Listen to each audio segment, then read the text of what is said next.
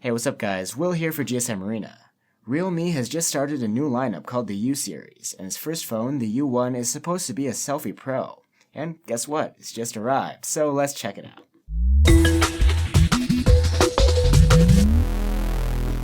Let's get this box open.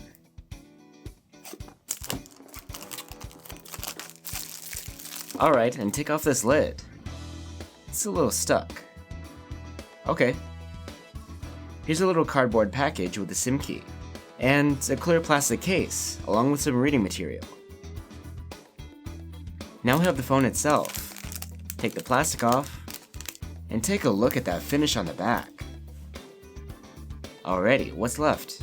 A micro USB cable, no USB-C here, and a bulky 10-watt charger. So, now that we've had some time with the Realme U1, let's go over some of its key features. First up, an eye-catching yet budget build. The Realme U1 looks pretty snazzy with its shiny finish, but it's actually made of plastic. It looks similar to glass, but it doesn't feel quite the same. On the bright side, this means that this might be more shatterproof than a glass phone.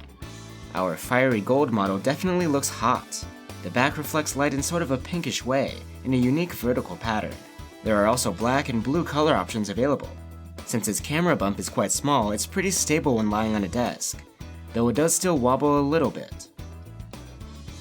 And although I'm not a fan of the micro USB port, at least we have a 3.5mm jack for headphones here, and FM radio support. Next, an LCD screen with a dewdrop notch.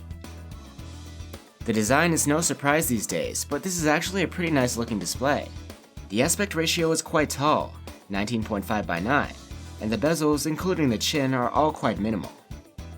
The rounded notch at the top doesn't get in the way like a larger one would, but there is no option to hide it.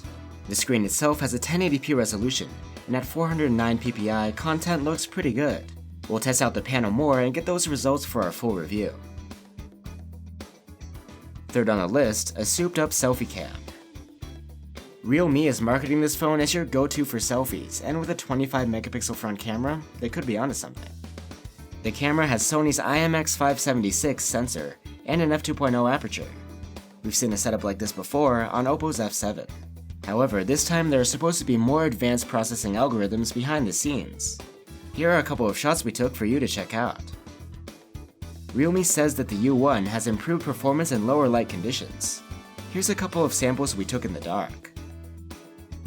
One thing I noticed is that just like the Oppo F7 selfie cam, there doesn't seem to be autofocus here, so you have to be careful to hold the phone the correct distance away for a sharp selfie. There are options for beautification, which are based on what's trendy these days. And you can take selfie portrait shots too.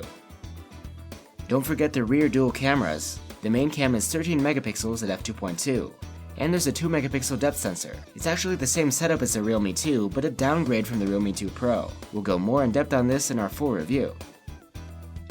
And finally, the new, more powerful processor.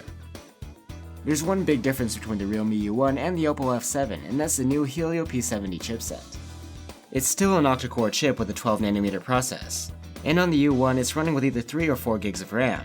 Realme says that it should offer 13% increased processing power over the last gen Helio P60. It should be pretty power efficient too, and along with a 3500 mAh battery, we're hoping that the U1's battery life holds up well. We'll have to see. It has a dedicated AI processing unit or APU, sort of like the ones found in Huawei's chips. This allows Helio P70 driven phones to offer AI driven features and to use AI to improve system performance. The interface is ColorOS 5.2 over Android 8.1 Oreo, and it feels pretty smooth so far. Not sure how much of that is thanks to AI though. So there you have it guys, the Realme U1 looks like a nice shiny mid-ranger and a decent alternative to the Oppo F7. But I'm not a huge fan of the plastic back, and the lack of autofocus on the selfie cam is kind of a bummer. What do you guys think? Let us know down in the comments below as well as any questions you might have, and we'll try to answer them in our full review coming soon. See ya!